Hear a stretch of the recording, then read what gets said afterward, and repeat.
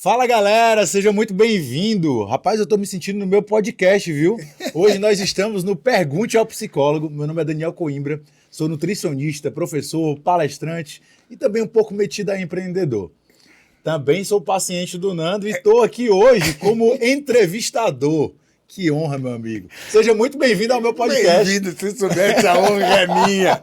Eu tô com a lenda da nutrição no Brasil, aqui no podcast Pergunta ao Psicólogo, e o Daniel recebeu agora a notícia, ele ficou todo eufórico, que é competitivo para burro e metido a empreendedor. Vocês soubessem a mão que esse cara tem para empreender, mas nesse momento entrego o meu bastão na mão desse cara porque confio na capacidade, na acidez e na inteligência do senhor Daniel Coimbra. Estou aqui com vocês na mão do meu podcast. Boa, maravilha. Vamos lá, velho. Eu vou fazer algumas perguntas para ti que eu acho que toda pessoa tem curiosidade de perguntar a um psicólogo e também algumas perguntas relacionadas a boa parte do que você fez ao longo da vida. Qual seria a grande diferença entre você fazer uma psicoterapia tradicional da psicoterapia que você pratica e praticou ao longo da vida com empreendedores? De forma resumida, o que é mais diferente? Primeiro que o psico tem uma notícia que eu preciso também dar, quer dizer, você me corta a hora que você quiser, você é dono do podcast. Então, eu sou muito encantador e persuasivo, mas vamos procurar ser um pouco assertivo para te dizer assim, o dono de negócio, ele tem 3 classificações: conduta empreendedora, o empreendedor por personalidade e o empresário. Os 3 não têm muito tempo em entrega afetiva. Então, quando eles chegam num setting terapêutico, eles já chegam prontos para ser elaborado rapidamente, porque eles têm que vencer o narcisismo de ser um empreendedor. Quer dizer, o empreendedor acha que ele sabe tudo, ele é o cara, é igual o Narciso, né? A mulher honesta vai dar para ele e o Fernandinho Beiramar vai dar a segunda chance para ele. Ele acha que ele é o cara. Quando ele senta no setting, a dor já está muito grande. Então ele vem predisposto a mudar mais rápido e não perder muito tempo. Então, se você, numa psicoterapia tradicional, você precisa quebrar a resistência, com um dono de negócio, você já pode quebrar a resistência na primeira. Eles adoram tomar porrada. Então é bate que eu gamo. Porque eles estão na dor, eles querem reagir. Faz parte da personalidade desses 3. Faz parte do empreendedor reagir de forma rápida, né? Isso, é isso. Errar rápido e corrigir mais rápido isso. ainda, né? E tá aberto, porque para ele chegar, quando ele chega, eu já estou comprado. Ele não tem que me experimentar, porque para ele vir ali, pagar meu preço, sentar e falar comigo, ele já está esperando, é isso aí, não é isso. Então, geralmente, as psicoterapias com empreendedores, ela tem que, o número de sessão, ela tem que ter início, meio e fim. Então, você tem que trabalhar com ele 5 sessões num ciclo, mais 5, e na medida que ele vai resolvendo coisas, ele vem e abre mais um ciclo. E é assim que se mantém a sustentabilidade. Só para dizer que eu acho que eu estou dentro desse... Exatamente! Eu estou dentro desse ciclo eternamente. Isso aí! De 5 em 5 eu já estou no 25. Não, mas é muito rápido, né? Eu queria ter... O Daniel tem uma capacidade de reação, ele já vem, mas tem uma particularidade, ele já vem tentando adivinhar o que você vai construir, mas ele adivinha errado, porque essa praia ainda não é do Daniel, ainda, porque tem massa aí dentro para isso. Isso aí. Ô Nando, uma coisa assim bem legal. Antes da gente falar de liderança, que eu acho que é uma coisa que a gente vai trazer aqui também no meu podcast. Perfeito, isso que eu ia dizer. A gente não, você vai trazer. Queria te perguntar o seguinte. Por aqui passaram muitas pessoas de resultados extremamente expressivos. Num país como o Brasil, que é extremamente desafiador, não vou colocar difícil porque parece que a gente já coloca uma barreira, mas num país que é extremamente complexo ser empreendedor, se tornar, por exemplo, um multimilionário, um bilionário, é algo extremamente raro. Quais são as principais características de pessoas de grandes resultados? Cara, a pergunta é tão boa, eu vou ter que dividir em 3 aspectos. Essa daí pode... Pode. Você que me corta, que você já sabe quem comanda é você. Eu queria dizer assim, uma coisa é a geração. A outra coisa, as particularidades de um ambiente, de uma cultura, como um país. Eu vou falar de cada uma delas. E a terceira coisa que eu acho importante são segmentos, nichos e a natureza de um negócio. Então, por exemplo, hoje é mais fácil criar milionários. É o digital. Hoje não é o canudo. É a capacidade de você acertar a mão numa pessoa específica e num problema específico remotamente. Quando a gente pensa assim, não é mais o estudo como você teve e eu tenho. Não é uma empresa. É só um negócio. Eles vivem de empreender. A sustentabilidade no tempo, ela vai acontecer, eu sugeriria cerca de 0,5% das pessoas que hoje estão fazendo sucesso no digital. A perpetuidade. Não existe nessa condição. O que existe? Fazer o bolão, 5 anos, 7 anos, e vai cair no vencimento, porque vai ser mais do mesmo. Por se tratar de um mecanismo que precisa receber as coisas fáceis, rápidas, sempre o que fazer. Não como e nem o porquê deve ser feito. Então, quando a gente considera é mais complexo, se a gente considera a natureza de uma operação de empreender, criar um negócio, vender, criar um negócio, vender, não estamos diante de um tipo, uma natureza de negócio de perpetuidade. Eles não pensam em como manter esse negócio por 15 anos. Eles pensam em triplicar o faturamento no próximo lançamento. Então, é mais fácil fazer milhões? É, por pouco tempo. A segunda coisa é a geração. A geração Y e a geração Z, que é a geração Y, é a partir de 1982.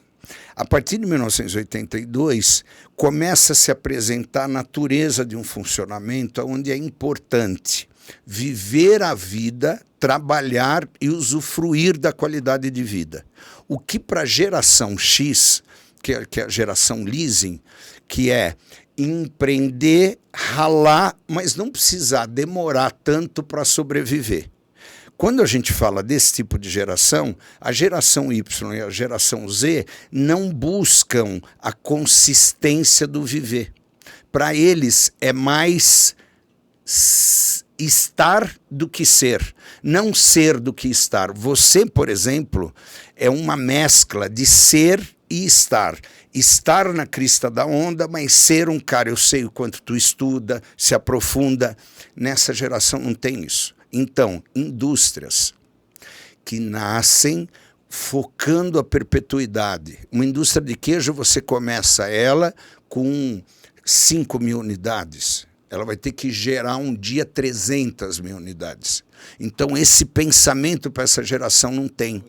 E a terceira natureza que a gente pode pensar é negócios que sustentam a estrutura de uma nação não são digitais. Transportadoras, indústria de alimentos, frigorífico, confecção, malharia, a estruturação de uma economia, ela tem a ver com empresas perpétuas. Então, que se perpetuam.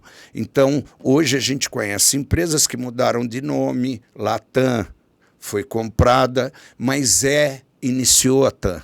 Você não conhece o negócio digital que foi comprado há mais de 5 anos. Então, uma companhia dessas são 60 anos, são 50 anos. Então, é mais difícil? Não é verdade. Porque a cultura de uma nação, ao mesmo tempo que ela é complicada, ela cria criatividade. Para você escapar da dificuldade de empreender, exige que as pessoas criem novas formas de empreender, inclusive escapando de algumas questões. A gente, se pudesse pagar tudo que a gente poderia pagar como imposto, a nação seria, mas a gente não pode, a gente quebra.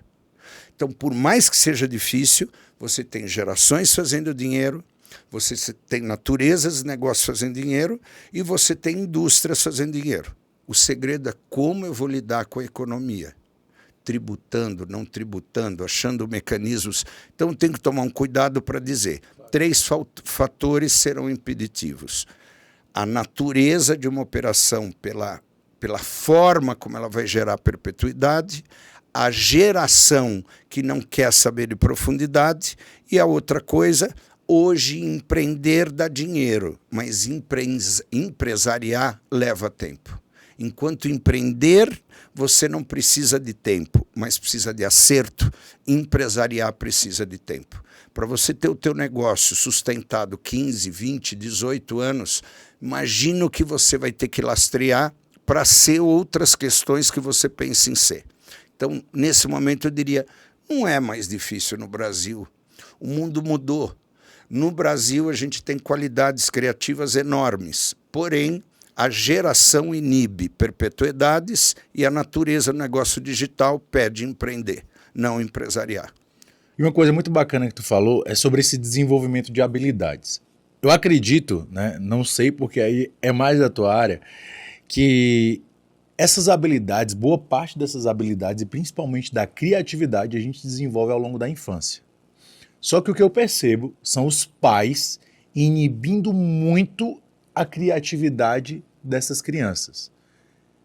Como tu vê, não só os pais, mas também até mesmo as escolas, né? Se você for ver ali as escolas, Muro Alto, Sirene, hora para entrar, hora para sair, estudar aquilo ali. Você não pode chegar a um resultado matemático de uma outra forma que não foi a que o professor trouxe, porque senão você estaria errado.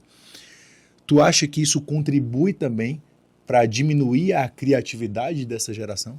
Eu acho importante o que o Daniel traz agora, porque eu vou quebrar um paradigma que é muito estudado dentro da ciência do empreendedorismo. Toda regra, dogma, enquadre, erroneamente se pensa que as pessoas serão menos criativas. Se você tem uma personalidade que quer sair daquele muro, quanto maior for o teu muro, mais tu vai encontrar formas para poder sair. Então, vou trazer uma coisa da literatura que é extremamente importante. Pais que são muito presentes não formam empreendedores. O pai tem que ser relativamente ausente para que o filho queira competir e mostrar para o pai, você não me quis, eu vou te mostrar que eu vou ser melhor que você. E vai ter que ter um amor de mãe para acreditar nele, mas ao mesmo tempo uma traição dessa mãe, dizendo, ele é o meu homem, para que eu possa dizer, eu vou mostrar para você que você preferiu ele, eu vou mostrar para você como eu sou melhor que ele. A mesma coisa vai acontecer com a menina. Vai olhar para o pai, essa que é ela, eu vou te mostrar. Quando a gente começa a pensar isso... Que massa isso, né? É uma psicologia de criação de claro, filhos. Quer dizer, se teu pai não fosse ausente, todo o tempo presente, e o meu, não estaríamos aqui, não faríamos a história que a gente faz. Obrigado, viu, pai? Isso mesmo, oxalá o pai. Quando a gente pensa em escola, o que a escola vai tolir? Não é o poder da criatividade, é o excesso de obediência, que inibe a transgressão. Porque para você empreender e se desenvolver com o negócio, você precisa aprender a transgredir. Transgredir, eu não estou falando do jeito pejorativo, mas se não é proibido, é permitido. Eu preciso achar um jeito. Se ele diz que não, como é que eu faço para chegar mais tarde na casa do pai? Vou falar que eu estou no Robertinho, que ele gosta, vou passar no Robertinho antes. Uma escola que permite a transgressão forma, lembra que a transgressão não é de forma pejorativa, regras são feitas para ser quebradas. Então a gente precisa, na realidade, usar uma palavra chamada tirania. As escolas que determinam regras, que se tornam tiranas, elas criam obedientes. As escolas que criam regras e que podem ser flexibilizadas, ela forma, não pejorativamente, mas o transgressor necessário a empreender, porque na obediência seremos todos funcionários. Que maravilha. E eu vejo isso muito até no comportamento dos próprios funcionários também, né? Quando você vai entender o que é que aconteceu ali com a família, etc e tal, é muito mais comum você ver que a pessoa que teve uma certa rejeição é como se ela tivesse que se virar, ela tá mais só no mundo. Matou a pau. Então, eu senti muito isso, assim. E, por exemplo, no meu caso, a minha família ela deixou muito claro, ó, até aqui é onde a gente vai, daqui para frente é onde você vai tocar sozinho. Então, essa necessidade de empreender, essa necessidade de me tornar um profissional muito bom, independente de que área eu escolhesse, antes de até escolher minha área, eu já tinha escolhido que eu seria um profissional muito bom. Então, Muito bom. eu tinha um limite. Eu acho que esse limite ele foi importante para mim. Porque enquanto a gente é filho, enquanto a gente é mais jovem, a gente não entende o quão importante é impor alguns limites também. Então, como é que tu falaria hoje para um pai? Se Deus quiser, em breve você pai. Tá? É isso aí. Não... Se Deus a gente quiser. estava falando sobre isso. Não tá grávida ainda, viu, gente? Mas se Deus quiser, em breve você pai. Ó, Bruninha, beijo, hein, Brunão? Olha só. Manda. Mas uma das coisas é assim, cara, tem uma frase que é maravilhosa que é assim. Perto o suficiente. Perto o suficiente, longe bastante. Até quanto eu posso impor esse limite? E esse limite não vai ser o suficiente para não tornar, por exemplo, meu filho uma pessoa muito criativa, que desenvolva novas habilidades e que desenvolva um cunho empreendedor. Até onde eu posso cuidar do meu filho com o meu amor real? Porque, por exemplo, eu vou te falar, eu tenho muito caso próximo, até da minha família mesmo, que o excesso do amor, o excesso do cuidado, ele recobriu a pessoa e fez a pessoa não se desenvolver tão bem. Fala um pouquinho disso, muito que eu acho legal. Que isso aí é utilidade pública, na verdade. Ó, eu gosto, às vezes eu divido, né? Mas o número 3 sempre é mais cabalístico, né? Me antena mais, assim, em vez de abrir 5, 3, fica mais simples. E agora você falar, nesse caso, 3 coisas de novo precisam ser consideradas. Primeiro, o que a gente faz com um filho? Projeta nele o que a gente não teve. Então, a gente quer dar a um filho aquilo que nos faltou. A primeira coisa que a gente precisa entender é, não vai dar. Porque aquilo que te faltou é o que fez você conseguir. Então, na hora que você supre, ele não vai em busca daquilo que você conseguiu. Ele pode ir em busca de outra coisa. Então, a primeira coisa, como isso se dá? Cuidado com as projeções em cima de um filho. Vou traduzir isso. O pai não teve estudo. Tive uma transportadora. Você tem que ter estudo. Quem disse? Então, calma. É preciso que a gente ouça o almejo do seu filho ou da sua filha. O que é isso? São sinais. Pai, posso comprar 2 camisetas para levar para a escola? Porque vai ter... Mas você precisa de 2? Preciso, pai, porque no final pode ser que a gente troque com outras pessoas. Mas você precisa para trocar, se eu não tiver outra, não vai dar. Vou te dar 2. Aí ela volta dizendo, voltei com R$20. O que você fez? Vendi uma das camisetas. Parabéns, minha filha. Ele teve que ouvir 2 vezes. Ele teve que ouvir, quero mais uma. Ele teve que ouvir, vendi. Se ele não tem essa audição, ele nem vai ver. Ele nem vai perceber que ela já tinha intrinsecamente uma busca pelo pai. Vou ser igual você, eu vou fazer negócio. Então, cuidado com a projeção. Você, ao projetar aquilo que você não teve, você forma uma criança para ter coisas que você não pode ter. Muitas vezes o conforto. Um apartamento. Cara, isso é muito louco, porque isso tá na cabeça de todas as pessoas. Tá, e se você perguntar para a maioria das pessoas entre 20 a 25 anos, ou 25 a 30 anos, que querem ter filho, agora a primeira coisa que ela pensa, ou que ela sonha é o seguinte, cara, eu quero ter uma situação financeira muito estável para poder dar o conforto suficiente. Cara, todo mundo fala de conforto familiar. Isso, até que ponto... É então, legal falar sobre isso, nós estamos na primeira coisa, tá? Não, eu adoro qualquer coisa, eu disse para ti. Nós estamos na primeira coisa, tá? Vamos pegar isso.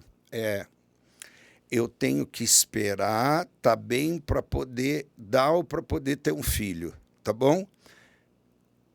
O fim nunca vai determinar quando você inicia. O fim, não dá para você olhar e falar, eu devo começar daqui 2 anos. Não dá. O fim, vou ter filho aos 28 anos. Nunca você vai conseguir determinar quantos anos você precisa começar a trabalhar para ter os 28. Nunca você vai saber o quanto que você vai estar pronto para ser pai ou mãe. Então, quando isso aparece, as questões são de outra natureza. É o que você precisa dar para o teu filho que você não deve dar mais. Isso é difícil se pensar, porque é na falta que se constrói. Então imagina, primeira coisa, questão projetiva. E aí eu fecho com uma metáfora. Você está 3 dias sem tomar água, né, sem se hidratar, e eu chego para você com aquela aguinha gelada que chegou aqui antes disso aqui, que ainda está suando, mostro para você e pergunto quanto isso vale. Não tem preço. Se você está hidratado, 3 litros, 4 litros d'água, às vezes quer beber água? Não, eu já bebi. Não tem nem valor. Então a máxima é, a falta imprime o prazer. O prazer de ter um filho não está em tu ter tudo para oferecer. Está em você buscar conseguir ter um filho. Não prover a ele o que ele precisa. Porque vai aparecer o que ele precisa e vai aparecer quando você pode prover. E o que não aparecer é função dele, do desenvolvimento dele. Porque você teve a tua falta. A falta... Dele pode não ser a mesma. E outra coisa, a falta imprime prazer. Você só vai sentir uma satisfação se foi faltante. A falta imprime prazer. Quer dizer, você está cheio de água, que prazer tem tomar essa água? Então, na medida que você é alguém... A percepção de valor é completamente diferente. Então, eu queria te dizer que a segunda coisa é a falta imprime o prazer, inclusive de um filho. Ele não ter os tênis e ele em busca de um tênis, o dia que ele consegue ter um tênis ou as peripécias que ele vai fazer dentro do mundo legal, né? Dentro, sem matar alguém, sem roubar e etc., a satisfação que ele vai ter vai reforçar a próxima busca. Então, tem pais que podem ter o dinheiro. Outro dia estava atendendo um pai que ele disse assim, não, mas eu não deixo ele ter nada do que ele não precisa. Aí o menino joga bola, comprou uma chuteira nova, bacana, top, e aí o pessoal na escola começou a chegar com uma chuteira que era uma botinha, que é um pouquinho mais alta, assim. Aí o filho veio e disse para o pai, eu quero uma daquela. Eu falei, não, você não precisa de uma daquela, você tem essa. Você só vai poder ter uma daquela o dia que essa aqui você não precisar mais. Ele, pai, como é que eu faço para não precisar? Quando você não ter mais essa. Ele foi lá, vendeu, pegou o dinheiro, falou, pai, agora eu quero uma. Meu filho é assim, ele pegou o dinheiro. Cara, você está reforçando ele ter qualquer coisa. Não ele ter que buscar sozinho, dar um jeito de trocar quantas chuteiras para conseguir. Então a gente tem que tomar um cuidado. Quando facilita demais, o prazer da conquista não vai existir. Logo não vai retroalimentar a próxima busca. Maravilha. Tá? E Maravilha. A terceira coisa que eu ia te dizer é assim, o jogo é sempre de pai e mãe. Pai, a função dele é direcionar. A função de um pai, uma vez eu ouvi de um supervisor meu, um psicanalista, safo, mais velho, além de psicanalista, ele era psiquiatra e psicólogo. Ele disse, os homens pais, devem dar o amor de Tupperware e as mães o amor de fogo. Eu falei, nossa, que cara duro, nada a ver e tal. Quando ele explicou o Tupperware, a proteção e a embalagem. Se você precisa, vai lá que eu estou aqui. Mas eu não vou dar o calorzinho para ti na medida que você não precisa de uma proteção. A mãe, a função é autoestima. O pai você precisa para isso fazer isso. Direção e confiança. Então a gente precisa pensar, um pai não pode dar tudo. Um filho só tem que sentir o pai, se tudo der errado, esse cara vai me ajudar. Só. Então, a gente tem que fazer um curso para ser pai, né? Tem, né? Você sabe que eu tinha, né? Tu já tem filho, já? Não, ainda não. Não? Ainda Já fez não. o curso? Não, ainda não. É Já melhor existe esse curso? Já existe, sabia? Pais inteligentes. Clica aí, bota o link, bloca aí o muito link aí. Bem, Que, porra, muito bem. Irmão, não existe dá, mesmo, cara, viu? Não, e assim, eu sempre falo, cara, que assim, o conhecimento, Nando, ele é muito libertador. Seja em qualquer área que você fale, cara, nutrição, medicina, odontologia, fisioterapia, psicologia. O conhecimento, ele é muito libertador. Cara, como é que a pessoa, na verdade, ela talvez muitos problemas de personalidade, talvez muitos déficits cognitivos, talvez muitas alterações relacionadas à ansiedade, à depressão, seja por essa má criação. Não no sentido de eu estou fazendo isso por maldade, mas eu não sabia disso e eu estou tendo um comportamento equivocado em relação ao meu filho que poderia ser uma pessoa melhor. Verdade.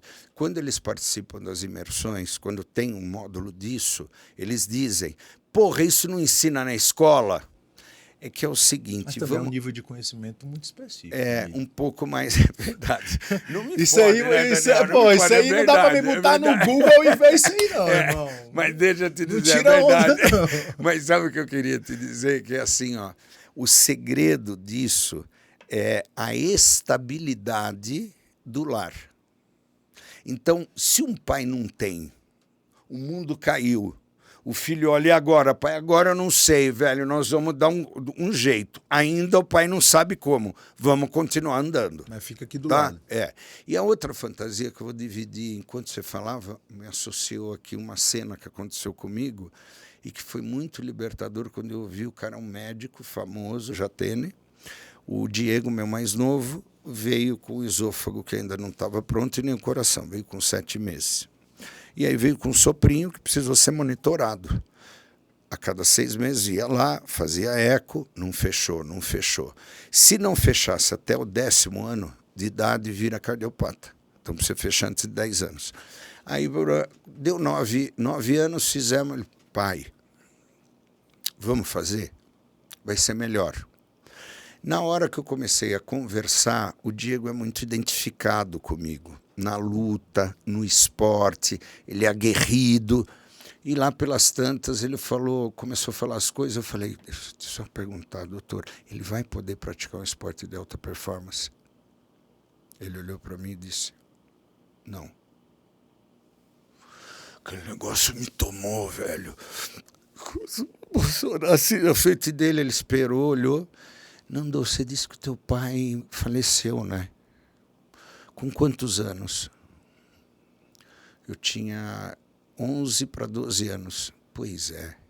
Se teu pai não tivesse morrido, você seria esse cara, o psicoterapeuta mais conhecido para donos de negócio no Brasil? Eu olhei para ele e falei, eu acho que no máximo teria uma loja de tinta. Pois é. Não determine a vida do Diego por aquilo que vai acontecer com ele. Nós não sabemos o que vai acontecer. A gente tem um apego com o filho, como se ele tivesse que seguir. E aquilo entrou para mim e eu falei, se isso aconteceu na vida do Diego, isso vai ter uma consequência. Eu estou vendo isso como algo ruim. Não é? Que o Diego até 10 anos jogava futebol. Toda vez que eu via ele jogar futebol, ele entrava numa dividida, caía. Entrava numa dividida. E eu tinha uma sensação que todo tempo ele caía.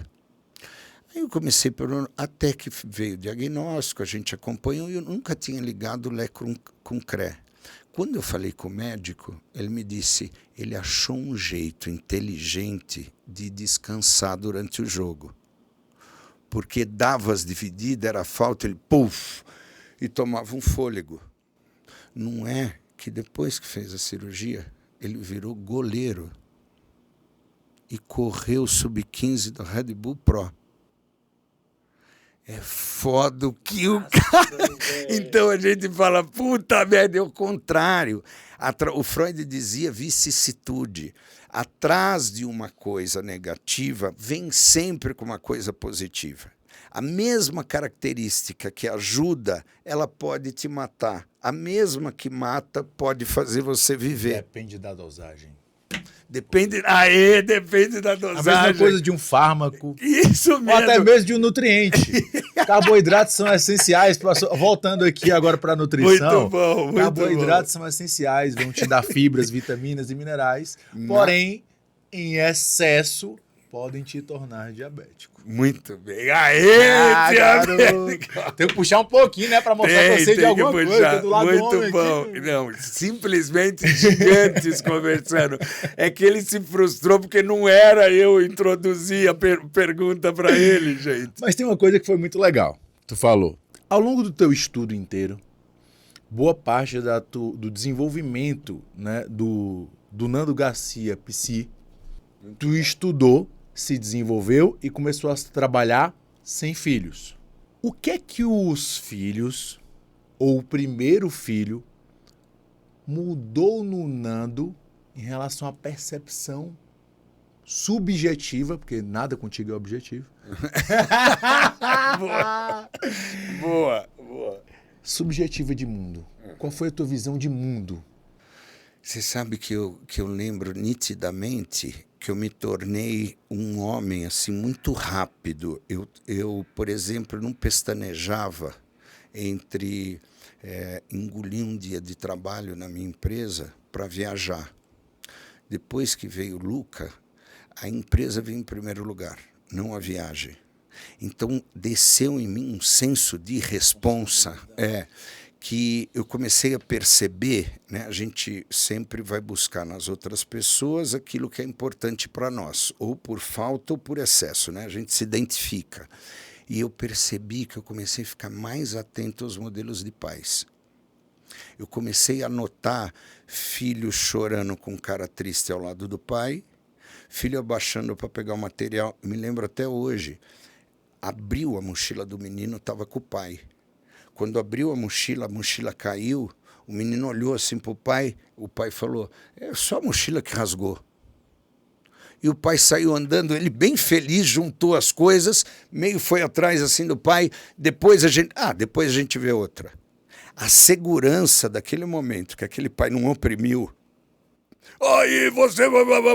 Rasgou tua mochila, tá? Quando eu bati o olho naquilo, eu não era sensível a isso. Então eu olhava o jeito que o pai abria a porta.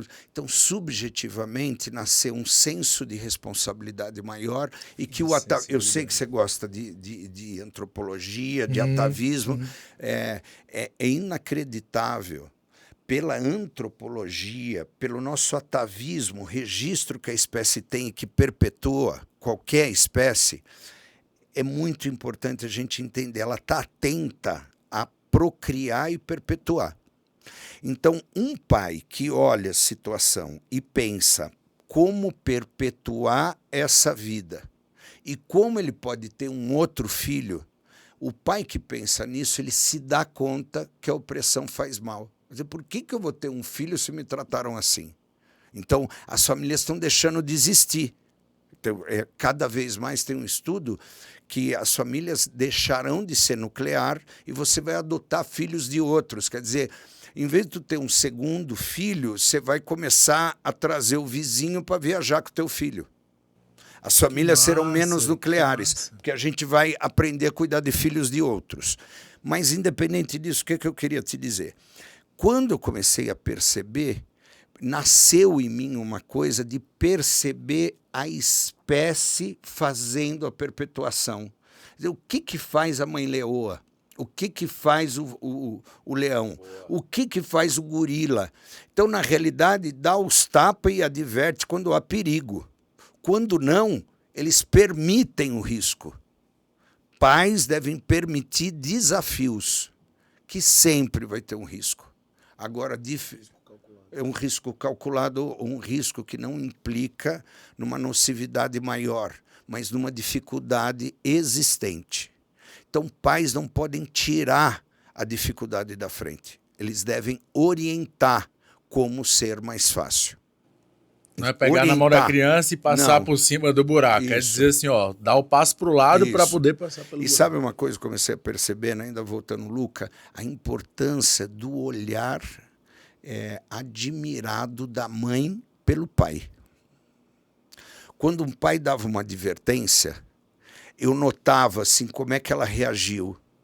Tem mães que iam lá e anulavam o pai.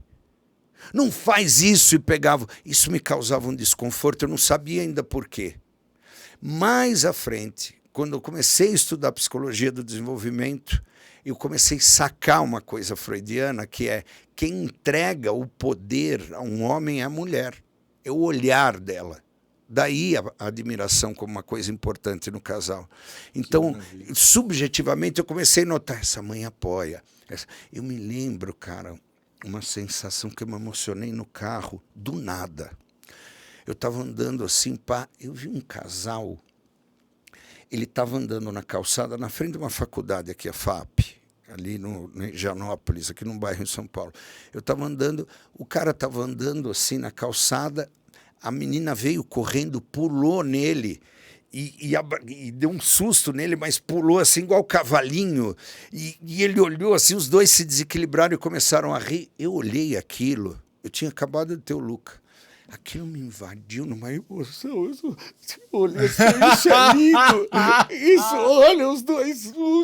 E eu olhei, eu falei, gente, é isso que eu não posso perder com a Letícia. Que foi a minha primeira esposa e mãe deles, né? Que é uma coisa onde o casal, a todo custo, se admira. E isso, para um filho, não tem preço, velho. Né? Então, às vezes, o pai está fazendo uma cagada, a mãe, se o teu pai disse, depois nós vamos conversar com ele. Mas não se tirar ele a autoridade. Isso foi, assim, a sensibilidade foi, agora é sério, foi subjetivo isso, eu percebi, eu punha mais trabalho do que a vida boa.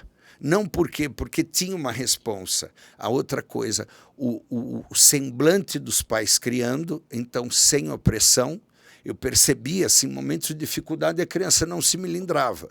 E a admiração da mãe e do pai perante a criança, o que ela via dos dois. Isso me tocou profundamente e eu vou te dizer, isso me salvou em muitos momentos de desgaste matrimonial. Muitas vezes. Né? E por falar nisso, é a minha próxima pergunta. Eu tô Ele só sempre seguindo. Assim como os elétrons, eu tô só seguindo o fluxo.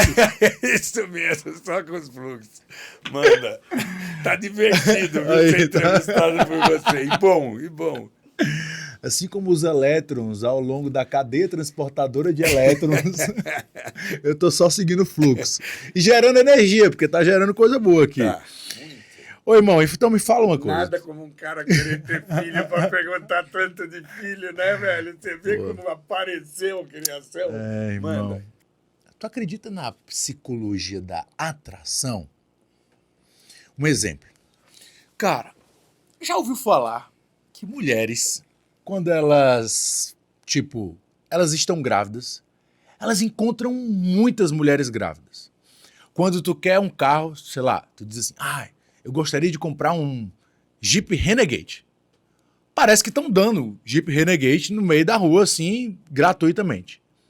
Quando você quer muito aquela coisa, você mentaliza muito aquela coisa, você consegue atingir aquela coisa. E parece que se você conseguir colocar significado naquilo, aquilo parece não perder o valor para ti tão rápido. Quando foi que eu percebi isso, tá? Eu queria muito uma coisa, eu coloquei a foto dessa coisa no meu celular. Toda vez que eu desbloqueava o celular, tinha a foto dessa coisa. Aí eu tive essa coisa. Uns 8, 10 meses depois, um carro até. Conheço. Né? Qual deles, né? Não, e nem era esse não. Aí eu disse assim, cara, cheguei, que massa, tal. E aquele todo momento de empolgação ali e tal, de paixonite aguda e tal. E beleza. Mas parece que eu não valorizei tanto essa coisa quanto eu deveria valorizar. Até porque no tempo, teve outros problemas de família, exatamente na época em que estava vindo o carro, então o algo supérfluo meio que perdeu um pouco do valor, porque eu estava perdendo um ente querido, o amor da minha vida, que era meu avô, então foda-se carro naquele momento ali, não estava nem aí para carro. E perdeu um pouco o valor. O meu próximo, ele já tinha um valor, assim como o meu apartamento, Ele tinha um valor. Eu botei exatamente como era que eu queria o meu apartamento, como é que ele fosse, onde é que ele ia ser, etc e tal. E eu passava todos os dias ali pela beira-mar, olhava pro apartamento e disse assim, é esse, é esse. Aí batia a foto lá de baixo, assim, pro apartamento. E tinha lá, mas tinha um bloco de notas escrito do porquê que eu queria estar lá. Só que não era um porquê qualquer, um porquê descritivo do porquê que eu queria estar lá, porque era tantos quilômetros do meu trabalho, porque era tanto disso, tanto daquilo. Eu ia conseguir fazer exatamente o que eu fiz hoje. E eu valorizo muito o meu lar. Existe essa psicologia da atração? Como é que isso reflete no nosso dia a dia? Quando a gente usa a palavra psicologia, a psicologia quer dizer estudo da mente e da alma. A mente é onde está guardado as tuas experiências. A alma é um vivido que busca ser alguma coisa. Então é um saber de ser, eu sei exatamente quem eu sou. Então, vim para ser pai, vim para ser empresário, vim para ser professor, vim para ser padrinho, ou vim para ser amante, ou vim para ser marido, vim para ser executivo, vim para ser esposa. A hora que um cara atinge a capacidade de entender a sua alma, que não tem nada a ver com o espírito, é uma integridade que você sabe quem você é, então o teu auto-engano é baixo e a tua autoimagem é baixa. O teu auto-engano é baixo e a tua autoimagem é alta. Você sabe... Identidade. A tua identidade é fortalecida, né? Então, eu sei que vim para isso. Agora, o que eu vou fazer com isso? A partir do momento que você se auto-engana pouco, naturalmente teus desejos são mais verdadeiros, não são voltados a pessoas. Então é como se você precisasse para realizar, mesmo que um dia você busque aplausos de terceiros com essa realização. Isso foi chamado na literatura empreendedora de arquétipo, não na literatura de um psicólogo chamado Jung, né? Mas para o David McClelland, que é o papa do empreendedorismo, ele vai dizer, essas visões arquetípicas que as pessoas têm, quando de fato dentro delas, e aí você usou a palavra que eu diria adequada, valores, quando você põe um descritivo do porquê, é um exercício, não quer dizer que tu precise, porque a tua alma comunica o porquê. Então, o projeto de ser, quando ele é verdadeiro, ele é montado por arquétipos, símbolos, que você vai correr atrás. Então, esse estudo da mente, da alma, psicologia, também estuda o quanto que você se conecta com aquilo que é teu, que são os arquétipos. Então, o que seria a psicologia da atração? Seria uma alma que sabe verdadeiramente quem ele é, e sabe dentro dele o porquê que aquilo é importante ter. E busca aquilo. Então, quando você inicia dizendo do carro, o afeto dirige a percepção da gente. Afetação vem de afeto. Se eu estou afetado por uma coisa, eu não tenho olhar para outra coisa. Então, vou dar um exemplo. Resolvi comprar o carro... acho que é uma coisa importante, falando um pouco, né? Como tu é cientista, eu sei, a gente sempre tem uma certa pernosticidade, falar difícil. Mas esse eu vou abrir aqui a tecla SAP. Tem um termo na psicanálise chamada catexia.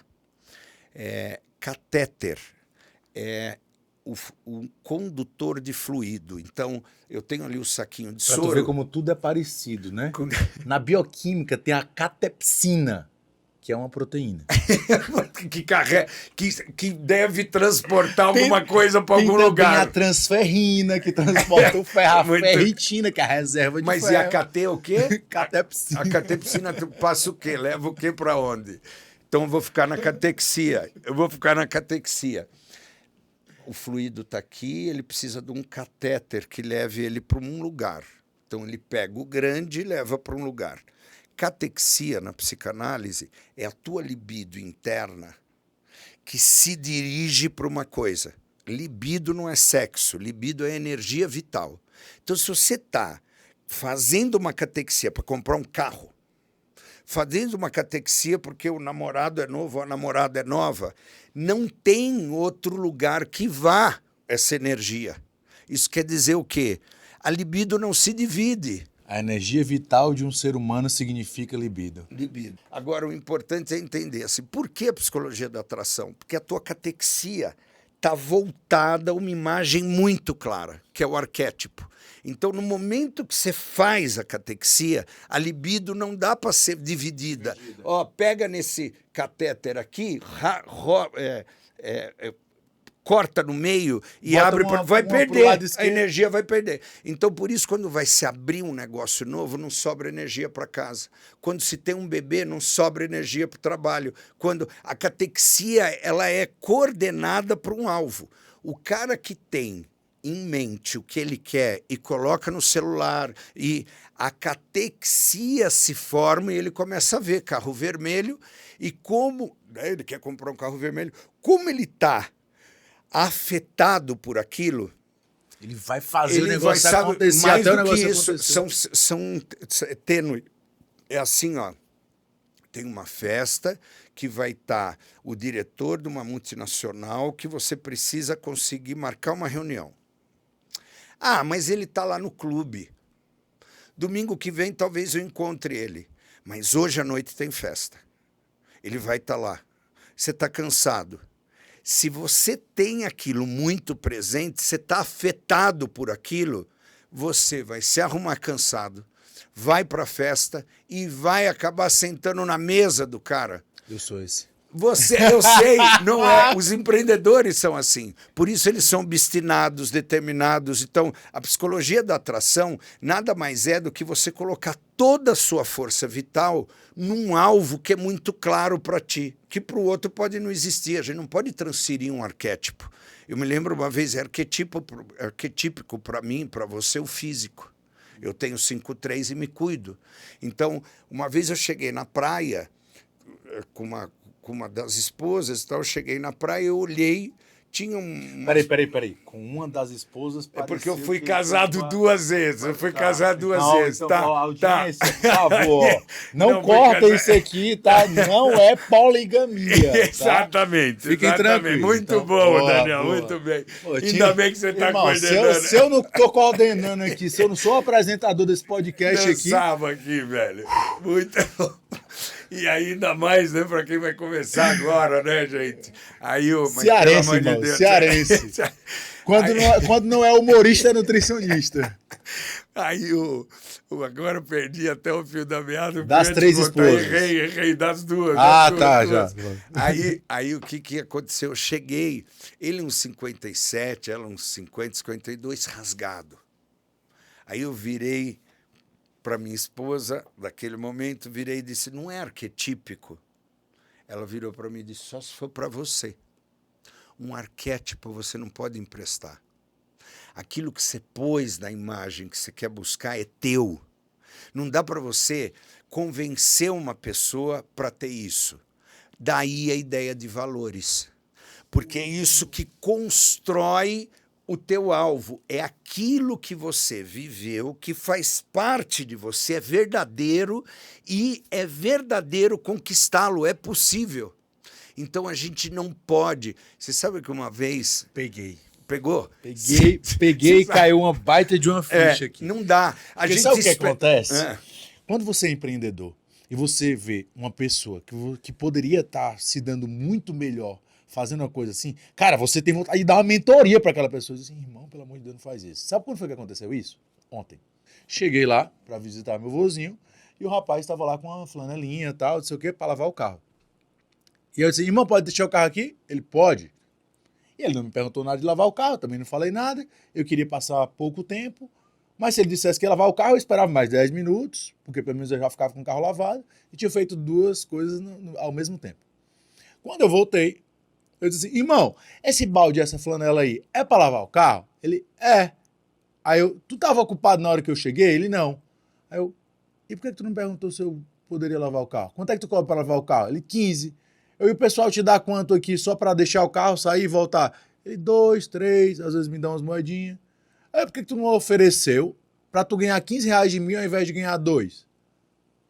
Ele, Normalmente as pessoas que perguntam para mim se eu posso lavar, eu digo, irmão, pois faz o seguinte, ao final do mês tu começa não, ao final do mês não, tu vê quanto foi que tu faturou esse mês, e ao final do outro mês, tu do dia 1º até o dia 30, tu vai começar a perguntar para as pessoas se elas gostariam de ter o carro lavado. Eu faço uma aposta que vai acontecer uma mágica contigo. Tu vai faturar pelo menos de 2 a 3 vezes mais do que o que tu faturou o mês passado. E ele? Ele, meu Deus, não sei o que, não sei o que, não sei o que. Mas, cara, eu disse assim, bicho, não sei se é a ótica ou... já sei. É a lupa. Você sabe que ela não estava aí à toa? Irmão, a lupa na qual você enxerga as coisas é completamente diferente, porque aquilo ali, pra mim, era óbvio com tudo que eu escutei, com tudo que eu vi, de onde eu fui criado, com a certa relatividade, uma relação, né, de distância ali do meu pai, necessária para me tornar um empreendedor. Eu cheguei pro cara e disse assim, pô, irmão, por que tu não tá ganhando 15 e vai estar ganhando 5? Eu dei 5 ainda reais pro cara. Eu disse, por que tu não tá ganhando 15? Eu queria te pagar 15, mas tu não quis receber 15. Ele, bicho, é mesmo, amor, é mesmo. Aí olhou pro carro assim, por isso que tu tá dirigindo a bicha dessa, né? Aí eu, pega a visão. Ele, não. Pega Fechou. a visão, foi ótimo. Né? Ó, eu queria só mostrar essa lupa pra é um ti. negócio muito legal, né? Por quê? Então, vamos pensar assim, ele estava afetado não a lavar o carro e fazer dinheiro. Ele estava afetado em estar ali. Então, a afetação é a própria energia que o cara coloca numa coisa. Então, o que seria a psicologia da atração?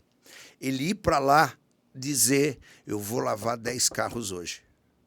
Ele passa a ser afetado por lavar os 10 carros. E não, eu vou para lá tomar um carrinho hoje. Não, ele estava afetado em estar lá. Então, muitas vezes, os treinamentos de autoajuda, de impacto, querem emprestar uma coisa que não existe dentro do indivíduo. Ele sai convencido disso, mas isso não se mantém, porque não é dentro dele o saber de ser. Então, nada como saber para não saber o que é não saber. Para você era tão óbvio. Às vezes a gente quer incentivar o indivíduo e falar, cara, mas... Ele falou, não, mas eu estou sossegado assim. Para ele, isso não é possível. Para nós é possível. E essa é a nossa missão. Essa é a tua missão com os nutricionistas que estão saindo hoje. Porque eles têm que afetar a busca. Não afetar o ser nutricionista. Eles têm que afetar o carro. E aí eu falo do teu avô. Naquele momento, a afetação foi para onde? Toda para perda.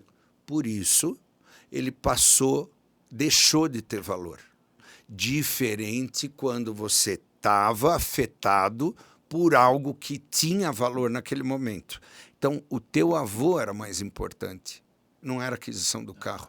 Embora o carro tenha sido adquirido. Não eu recebi, foi um saco, cara. Recebi o carro no hospital, o cara foi deixar o carro no hospital.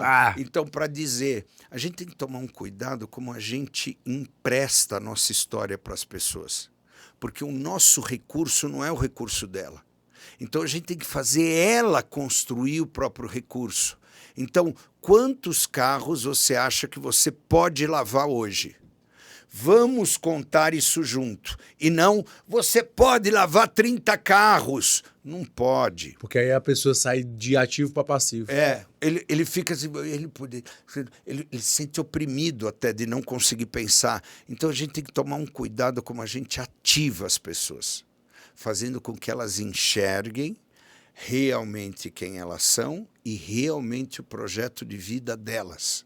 Não o que a gente quer emprestar para elas. Arquétipo não se empresta. Só se for para você. Significa que isso não é meu. Eu não estou afetado por isso. Eu sempre fui afetado por isso.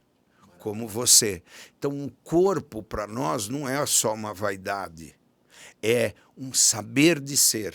E ter um projeto com isso. Eu posso, eu consigo, eu tenho. E ainda posso ir além. E posso cuidar do jeito que eu quiser e quero. Porque outros não querem. Então a gente tem que ter a humildade da escolha. A escolha é tua, não de outros. Essa é uma sacada. Foi muito bom agora tu falar disso, porque tu falou de libido, né?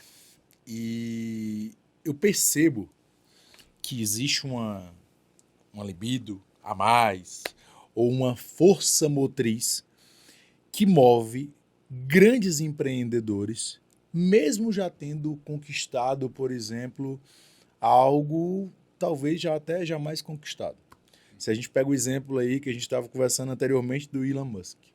Cara, o cara revolucionou o mundo. O cara, tipo, não, nos meus carros gasolina, não. Peraí. Eu vou fazer os carros elétricos. Eu vou mostrar para vocês que é possível chegar em Marte, que é possível fazer um foguete da ré. O que é que quando você chega num certo nível de empreendedorismo que mantém a chama acesa? Tu percebe que isso faz sentido para a maioria dos teus maiores empreendedores que já sentaram de frente para ti? Porque sabe que isso que você perguntou é uma coisa que a gente não sabe até passar eu diria, porteira, né? Depois de um estágio, você descobre o poder da viabilidade. Tudo é viável, desde que aqui se materialize como um arquétipo. Então, quando um cara está num outro game, o que ele teve que viver para chegar até ali, construiu nele o poder da viabilidade. Quer dizer, se eu Agora quiser, é isso. viável. Então, o que implica a viabilidade? Contexto. Eu estou num lugar certo para o momento certo. A outra coisa é condição. Eu tenho recursos para fazer isso. E a outra coisa é desejo. Eu quero. Se eu tenho essas três coisas, o céu é o limite. Agora, nós não podemos desconsiderar que gênios são 0,1% da humanidade. Eles existem. Todos eles são extremamente iconizados e fora da casinha. Tem um estudo de um pensador no empreendedorismo, não consigo lembrar o nome, me ocorre Timmons, que foi um cara que falou da neurose empreendedora, mas não sei se é esse, tá? Tem vários. E aí ele diz que todo empreendedor que realiza uma façanha mora no mundo próprio. Para a psicologia e a psicanálise, a estrutura esquizofrênica, né, ou psicótica, né? Então, são três estruturas: o neurótico, que é o mais comum, o perverso, que são os sociopatas, e o terceiro, que são os psicóticos, né? Que pode chamar... Mas peraí, ver Jesus aqui. Todo mundo tem alguma dessas características? Não, todo mundo, a grande maioria é neurótico. Neurótico é o melhor caminho. Tá vendo? Então, quando você, mulher, não for chamada... Não, o melhor caminho, né? Então, neurótica... Mulher, deixa de ser neurótica! Exatamente. Neurótica tá tudo então, bem. tá tudo Somos bem. todos irmãos. Você sabe que a comunidade Vai em psicanalítica... casa, deixa eu matar a mulher de neurótica hoje pra tu apanha, irmão. Somos todos, você fala para ela. Não precisa ficar bravo. O problema é a intensidade da neurose. Como eu te dizia num papo nosso outro dia, né? De 0 a 10, o cara que tem neurose 9, você joga a bola para ele quebra as duas pernas, né? Você joga na praia, o cara se complica sozinho. Mas eu acho que é importante, esse pensador vai dizer, todo empreendedor, por personalidade, né? Que é um tipo que comete uma façanha, comete porque faz a coisa acontecer onde ninguém imaginava, ninguém viu, e surpreende. Esse cara vive num mundo próprio. Ele tem um tracinho psicótico. O que é isso? O que ele pensa acontece. Tudo primeiro nele. Ele vê que é possível. Então, a grande diferença de quem não para... Tô começando a ficar feliz, viu? Eu sei. Porque o grande segredo que eu acho que a gente tem que pensar todo o tempo é as pessoas vão até onde elas conseguem ver. Se ela não consegue ver, não adianta se tentar emprestar. Fala, mas você pode. E aí eu vou com uma crítica que isso me permitiu. Algumas comunidades religiosas, muitas vezes, deposita no indivíduo um senso de merecimento. Você pode, e convence o indivíduo que ele pode. mas ele não consegue ver o que ele quer buscar. Ele não tem arquétipos. Então nasce um falso poder, uma sensação de que eu posso, mas a pergunta é: o que você quer para poder? O que você pode para poder nesse momento? Tudo isso deve ser pensado no contexto, na condição e no desejo. Não tirem esse tripé para entender como empreender sempre por partes. Maravilha. Ninguém vai tirar. O Daniel não chega em ser a lenda hoje de um nutricionista com um número de seguidores porque acordou e falou, eu vou ser. Ele foi construindo arquétipos aos poucos. Eu vou ainda dar um curso para... Eu vou... Esse negócio, igual eu tenho os 8 livros, né? Quando a gente escreve um livro, já passou tudo. Aí fica fácil se organizar, né? Aconteceu isso... Daí a falar, eu tinha muito presente que isso ia acontecer, não ia. Se tu buscar coisas na tua vida, teve algumas coisas que foi na esquina. Você estava em busca, mas na esquina, nossa, foi mais rápido do que eu imaginei. Nossa, isso, como você dizia, é a psicologia da atração. Que massa. Contexto, desejo e condição. Vou te dizer por que eu perguntei isso. A gente tem visto que grande parte das pessoas mais ricas do mundo, muitas delas, quando conquistam tudo, quando têm uma possibilidade, uma viabilidade, como tu falou, se tornam depressivas, se tornam mais compulsivas, desenvolvem algum outro vício que não desenvolveram ao longo da sua carreira, até mesmo como empreendedor. Já outras, principalmente quando estão ligadas, não sei se isso tem uma relação direta ou não, isso aí tá para ti, tá? Assim como nutrientes tá para mim, pensamentos tá para você. Pensamentos e emoções. Quando eu vejo essas pessoas ligadas a causas sociais grandes, sei lá, vou te dar um exemplo do Bill Gates, por exemplo. O cara tá ligado a uma causa social absurda. Isso torna a pessoa mais longeva como um mega empreendedor e com uma boa saúde mental. A causa social. Ótimo, eu vou falar. Fala Não aumenta a sobrevida, tá bem?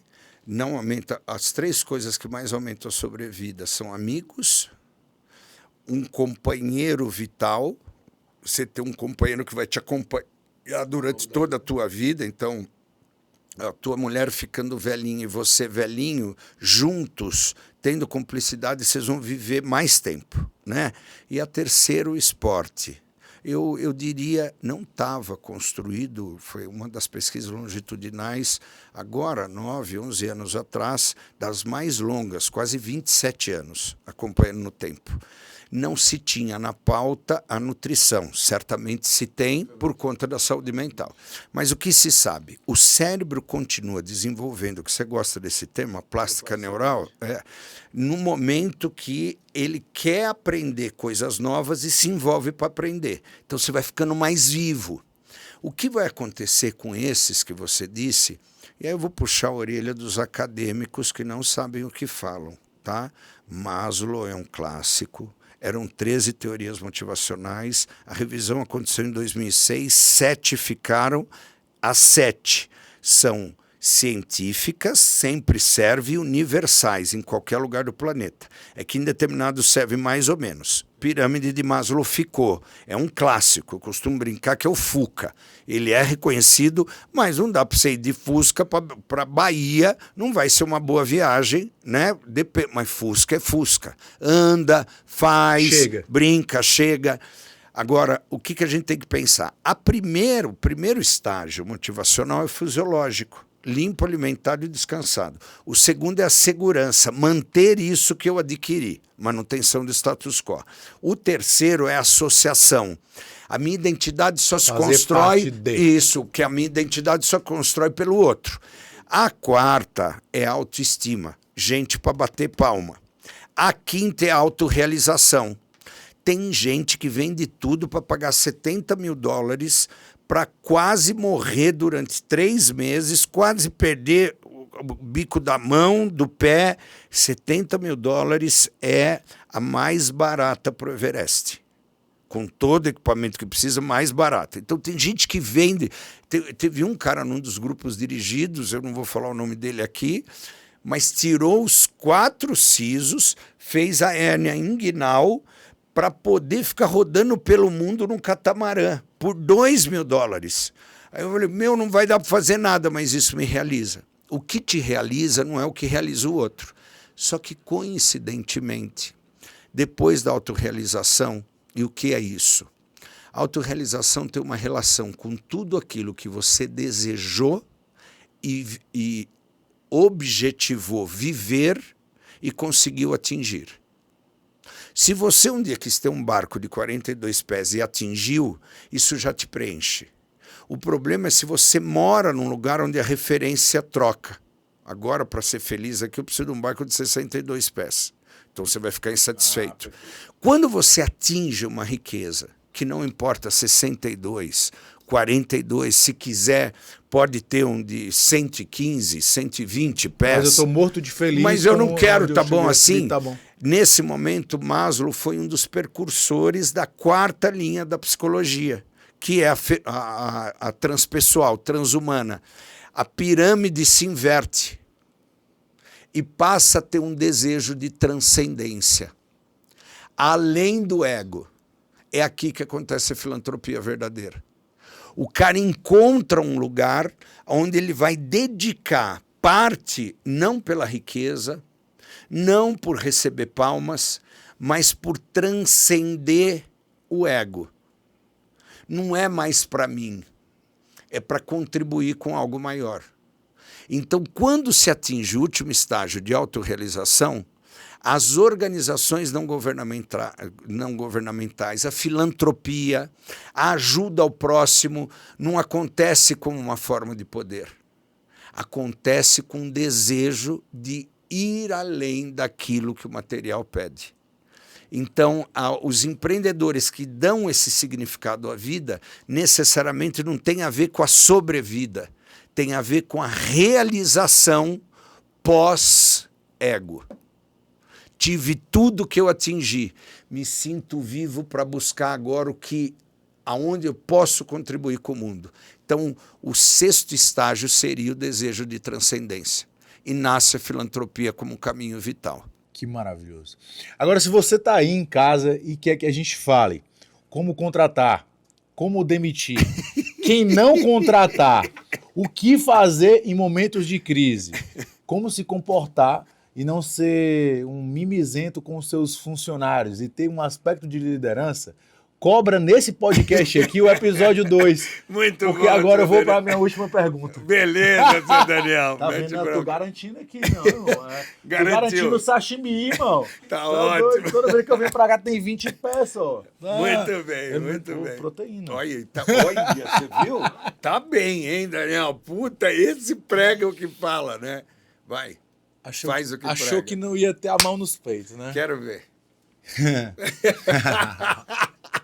Manda logo que vamos pro tatame que eu fico ansioso. Em 1 minuto, o tempo de um Reels, o que é que o Nando Garcia, de hoje, escritor, um baita de um profissional, falaria pro Nando Garcia quando iniciou a sua carreira como profissional? Não precipite o que tem que acontecer. Você vai perder mais e vai demorar mais tempo. Não tenta fazer antes da hora, que o prejuízo é maior. Quer dizer, as coisas vão te avisando. A vida... Tinha um junguiano de Brasília e ele dizia assim, quem atrapalha tudo somos nós, porque é a existência que dá a fluência. Se a gente só seguir, as coisas vão acontecer, mesmo que a gente seja empreendedores e tenha... Eu diria isso porque, na minha vida, eu tentei precipitar tanta coisa e todas elas me custaram mais caro do que a... Então, eu diria, segue... Eu vou usar uma coisa piegas, mas que verdadeiramente a ansiedade, a comparação com outras pessoas, o desejo de ir antes da hora, em tudo, a gente vai reprimindo uma força maior que te avisa. A intuição, ela avisa. Ela vem e diz, olha, deixa eu falar.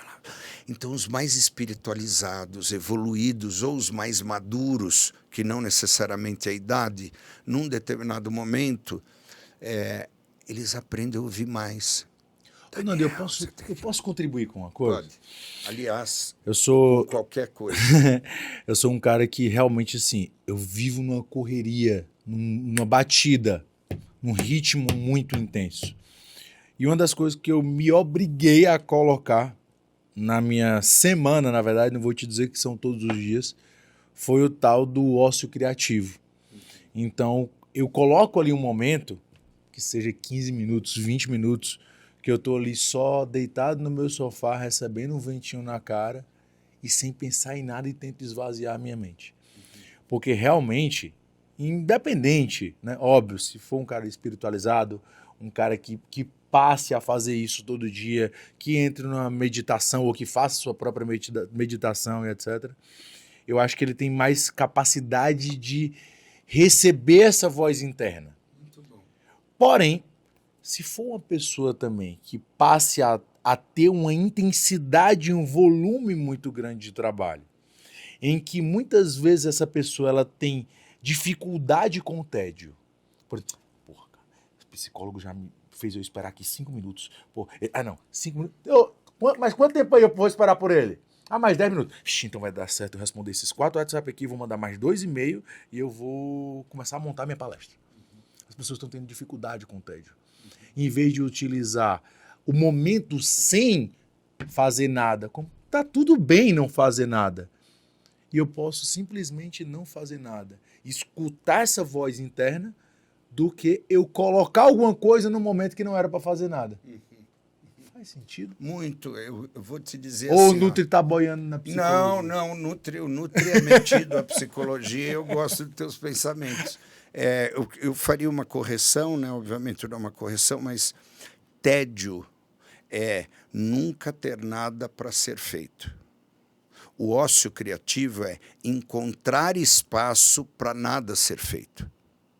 Porque o ócio é se libertar e parar. Agora, o tédio é um indivíduo que não consegue se ocupar, porque realmente não tem valor, não tem valores, não se valoriza. O que está por trás é valor. Então, eu queria considerar algumas coisas, que é assim. Uma coisa que você nem vê em ti, que num momento desse que não é feedback, mas contribuir para a tua personalidade, porque você nem nota a grandiosidade que tu tem, tá? Quando você estuda 6 horas, às 6 horas, ela tá dando espaço para você associar, tá bem? Se você tem que estudar aquilo em 45 minutos, você não vai estudar, você vai selecionar. Quando você estuda, você tem que ter um espaço para o aprendizado entrar. E o aprendizado entra por associação. Ele não entra por uma frase. Então, você vê uma coisa que... Putz, existe... deixa... Isso tem a ver com o que eu estudei há 4 semanas atrás. Agora que eu tive... Então, você tem um espaço na vida que te permite ouvir a intuição. Que é, não sei ainda tanto disso e vou precisar saber lá. Na ânsia de um cara querer estudar e não abrir espaço, ele não consegue ouvir a intuição. Então, aparece ele dizendo, eu vou conseguir mesmo só com essa frase. A intuição está querendo gritar lá dentro, olha, eu acho que você devia tirar a festa de hoje à noite, fica umas 3 horas aqui com a gente, pega aquele livro. Então você é um cara que ouve a intuição. E a intuição não tem a ver com velocidade e aceleração. A intuição tem a ver com o teu empirismo, teu conhecimento interno que diz a você, acho que não é assim. Vamos ouvir mais. O acho que é assim e o acho que não é assim.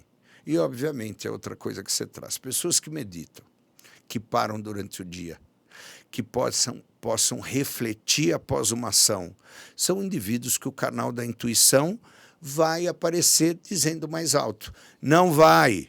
enquanto outros vão perdendo a voz. Vai, não vai, não vai. Eu tenho que ir, não vai, não vai. E ele vai ficando mais murcho.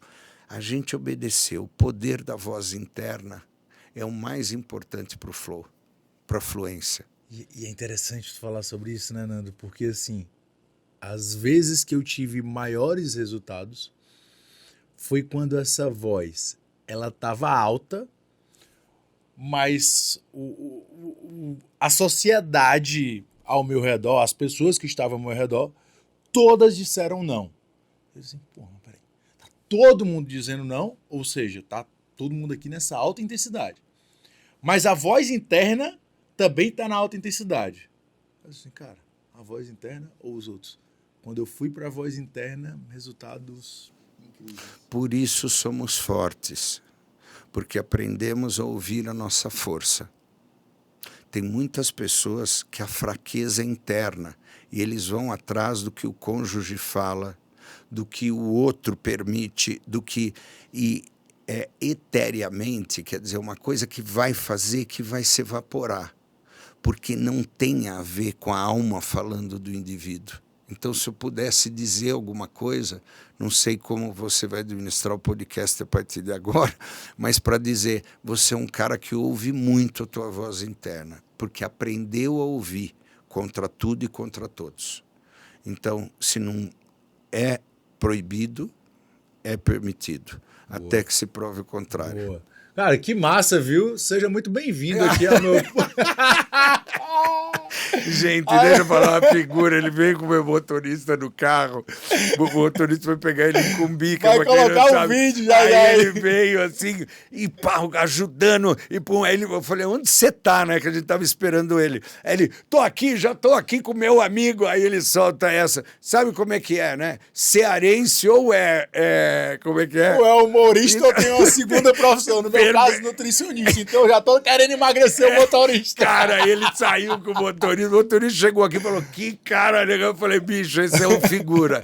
Daniel, Irmão, obrigado, que velho. prazer, cara. Obrigado, prazer. foi um prazer, assim, ó. E assim, ó, uma das coisas que eu sempre comento para todas as pessoas que estão à minha volta é que você quer ver quando você está ganhando maturidade, é quando você passa mais tempo para elaborar as perguntas. Muito bom. Muito bom. E isso tem acontecido comigo ao longo dos últimos anos. E boa parte disso também eu faço minha lição de casa, mas boa parte disso também eu devo a você. Então, o meu muito obrigado, a minha gratidão online. Aqui no meio do meu podcast. No meu gigante, cara. Esse cara é um gigante junto, no que irmão. Faz. Beijo no teu coração, obrigado. Beijo na Bruna. E espero que os próximos passos eu acompanhe de perto. Vai acompanhar. Tá bom? Beijo do Nutri. Esse é meu jargão. Aí. Beijo para vocês, um beijo no coração. Até mais. Tchau. Aqui no Pergunte ao Psicólogo. Tchau.